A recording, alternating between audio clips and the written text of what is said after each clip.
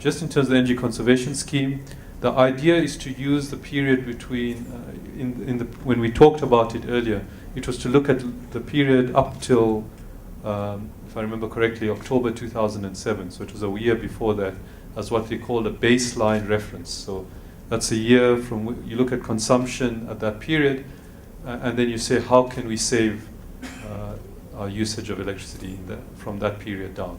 So that's your reference, and it's a common reference to for all customers. So if Anglo American or Anglo Gold Ashanti says they're saving 10% and Goldfield says they're saving 10%, we all know that it's from the same reference and under the same conditions. So it makes it easier to understand.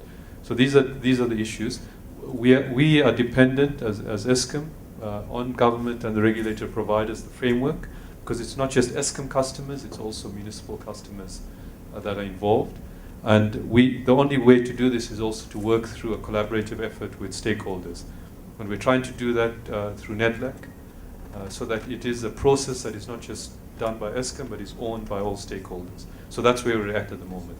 The energy conservation scheme is really what we're proposing for larger customers in terms of a scheme that will allow us to make sure that customers got a control. So that is what you're talking about, the reduction in terms of use for larger customers. And we suggest maybe the top 500 electricity users in the country. We're not the ones that can put that in place. Certainly that is the ambit of government.